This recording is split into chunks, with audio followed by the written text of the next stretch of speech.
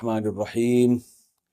قربانی کے مسائل سے متعلق آج ارادہ ہوا کہ ان مسائل سے متعلق ایک کلپ ریکارڈ کروا دیا جائے اور لوگوں کو قربانی کے بیسک مسائل بتائے جائیں۔ لوگ بہت زیادہ جو سوالات پوچھتے ہیں، تو اس پہ میں نے کچھ اشارے لکھ لیے اپنے سامنے، تاکہ جو سوال بہت زیادہ پوچھے جاتے ہیں میں ان کے بارے میں ریکارڈ کروا دوں۔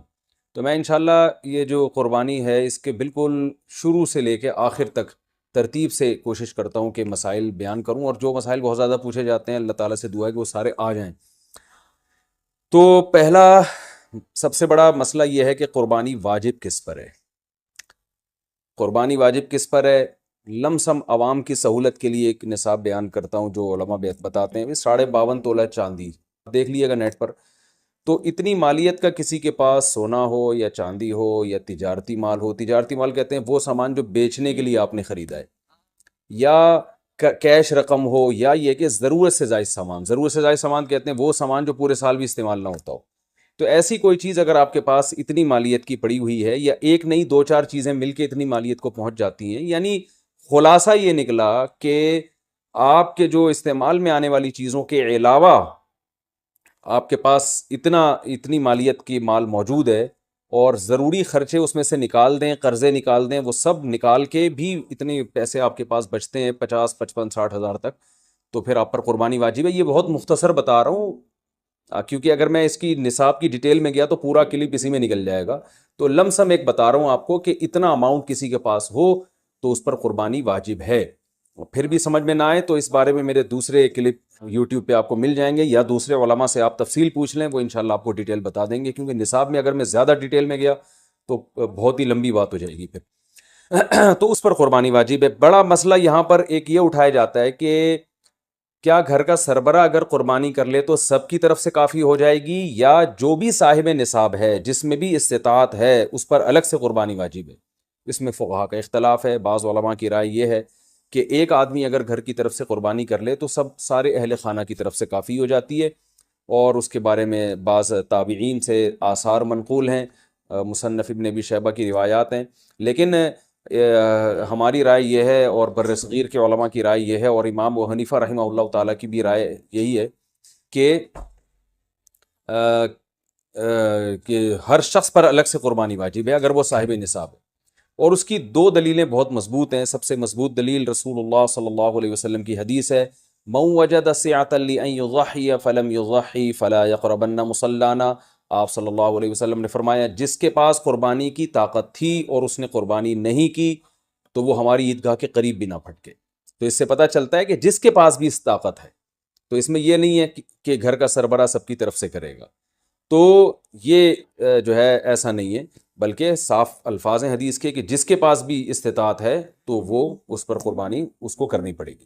اور دوسری دلیل یہ ہے کہ عبادات میں کہیں بھی ایسا نہیں ہوتا کہ ایک کی عبادت دوسرے کی طرف سے کافی ہو جائے، تو اس پر قیاس کا تقاضا بھی یہی ہے کہ جب اسلام میں کوئی بھی ایک عبادت دوسرے کی طرف سے کافی نہیں ہوتی تو یہ کیسے ممکن ہے کہ قربانی جو مستقل ایک سنت ابراہیمی ہے وہ ایک کرے اور دوسری کی طرف سے بھی وہ خود بخود ادا ہو جائے؟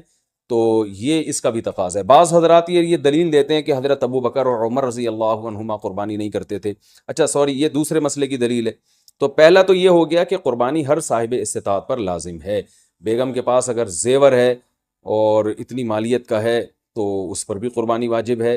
پھر وہ الگ بات ہے کہ اس کی طرف سے میاں اس کی پرمیشن سے کر دے، یعنی واجب تو اس پر ہوگی لیکن ضروری نہیں ہے کہ وہ خود کرے، اس کی طرف سے اس کا میاں بھی کر سکتا ہے اس کی پرمیشن سے، اجازت سے، اور میاں اپنی طرف سے بھی ایک کر دے اور بیگم کی طرف سے بھی ایک کر دے۔ یعنی گھر کے ایک فرد کرے گا اور سب کی طرف سے کافی ہو جائے یہ نہیں ہے، بلکہ ہر فرد کو الگ کرنی پڑے گی۔ وہ الگ بات ہے کہ اپنے پیسے سے کرنا ضروری نہیں ہے، وہ فرد خود کرے یا کسی سے کروا دے۔ پھر جب کسی سے قربانی کروائے گا تو اس کو پیسے دے، یا جو قربانی اس کی طرف سے کر رہا ہے وہ خود اپنے پیسے استعمال کر لے تو بھی ٹھیک ہے۔ یعنی یہ بھی ٹھیک ہے کہ آپ کے جو ابا ہیں، آپ کے جو والد صاحب ہیں وہ قربانی کر رہے ہیں اور سب بالغ بچوں کی طرف سے کر رہے ہیں، پیسے کسی سے نہیں لے رہے تو بھی ٹھیک ہے، کوئی حرج نہیں ہے۔ یا شوہر بیوی کی طرف سے کر رہا ہے اور پیسے نہیں لے رہا اس سے تو بہت اچھی بات ہے، ایسا نیک شوہر اللہ میاں سب کو دلائے۔ تو یا بیگم صاحبہ کر رہی ہیں اپنے خرچے پہ اور میاں کی طرف سے بھی کر رہی ہیں، میاں سے پیسے نہیں لے رہی، تو سبحان اللہ، بہت اچھا لگا آپ کو سن کے، تو ہمیں بھی بہت اچھا لگا۔ تو یعنی پیسوں کا ہر ایک کا ڈالنا ضروری نہیں. اچھا یہ بھی ایک مسئلہ ہوتا ہے کہ بڑا بھائی کر رہا ہے سب کی طرف سے اور سب سے آدھے آدھے پیسے لے رہا ہے قربانی کے وہ، یا تھوڑے تھوڑے پیسے لے رہا ہے باقی پیسے اپنی جیب سے ڈال رہا ہے، تو بھی ٹھیک ہے. یعنی جس کی طرف سے قربانی ہو رہی ہے اس کے لیے خود سے پیسے یعنی خرچ کرنا ضروری نہیں ہے. اس کی طرف سے اگر کوئی اور خرچ کر دیتا ہے تو بھی ٹھیک ہے، چاہے پورے پیسے خرچ کرے یا آدھے پیسے خرچ کرے. قرضہ لے کے بھی قربانی کی جا سکتی ہے. آپ کے پاس اگر پیسے نہیں ہیں تو آپ قرضہ لے کے کر سکتے ہیں، اگر آپ کو یقین ہے کہ میں یہ قرضہ بعد میں لوٹا سکتا ہوں. البتہ قرضہ کھا کے قربانی ٹھیک نہیں ہے، کہ آپ نے کسی کا قرضہ دینا ہے، وہ مانگ رہا ہے دروازے پہ کھڑا ہوا ہے، وہ دے نہیں رہے اور آپ اور اس کے پیسوں سے بکرے کاٹ رہے ہیں آپ، یہ ٹھیک نہیں ہے. یہ آخرت کے لیے بھی نقصان دہ ہے اور وہ بکرے کے لیے تو نقصان دہ بہرحال ہے ہی ہے. تو ایک مسئلہ تو یہ ہو گیا. دوسرا مسئلہ یہ ہے کہ قربانی کیا واجب ہے یا سنت ہے؟ تو اس بارے میں بھی دونوں رائے ملتی ہیں علماء کی. جو علماء کہتے ہیں سنت ہے وہ بھی عام سنت نہیں مانتے بلکہ سنت مؤکدہ. سنت مؤکدہ کا مطلب جو نہیں کرے گا قابل ملامت ہوگا.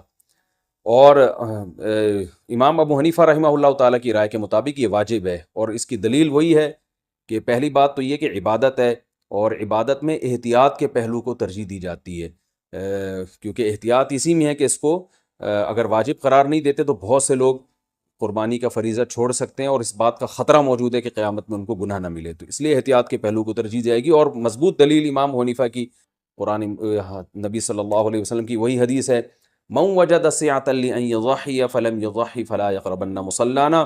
آپ صلی اللہ علیہ وسلم نے فرمایا جس کے پاس قربانی کی گنجائش تھی اور اس نے قربانی نہیں کی وہ ہماری عیدگاہ کے قریب بھی مت پھٹکے. آپ صلی اللہ علیہ وسلم 10 سال مدینہ منورہ رہے، ہمیشہ آپ صلی اللہ علیہ وسلم نے قربانی کی ہے. بعض حضرات یہ دلیل دیتے ہیں کہ حضرت ابو بکر اور حضرت عمر نے قربانی نہیں کی اپنے دور خلافت میں، اس سے پتہ چلتا ہے کہ قربانی واجب نہیں ہے. تو یہ دلیل اس لیے درست نہیں ہے کہ حضرت ابو بکر اور حضرت عمر رضی اللہ تعالیٰ عنہ مسکین تھے، غریب تھے، اگرچہ مسلمانوں کے خلیفہ تھے، لیکن یہ ان کی ایک کوالٹی تھی کہ اتنے لاکھوں مربع میل کے مالک ہونے کے باوجود وہ پیون زدہ کپڑے پہنتے تھے. تو صاحب استطاعت پہ قربانی واجب ہے. یہ دونوں حضرات بڑے تھے مگر قربانی نہیں کی انہوں نے، جیسے کہ روایت میں آتا ہے اس کی وجہ استطاعت نہ ہونا. تو استطاعت اگر نہیں ہے تو پھر قربانی لازم نہیں ہے. بلکہ اگر آپ قرضہ لے کے قربانی کرو گے اور خطرہ ہے کہ میں قرضہ ادا نہیں کر سکتا تو پھر تو جائز ہی نہیں ہے آپ کے لیے، کیونکہ دوسروں کا حق دبا کے آپ کے لیے عبادت کو کی وجہ آوری یہ ٹھیک نہیں ہے.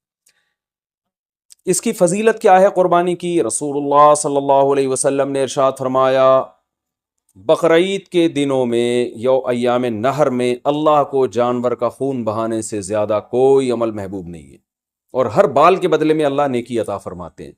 یہ قربانی کی بہت بڑی فضیلت ہے، اور اس کی فضیلت آپ علماء سے بیانات میں سنتے ہیں. میں بھی چونکہ بہت مختصر جلدی بات کر رہا ہوں تاکہ میں پورے موضوع کو جلدی سے سمیٹ لوں.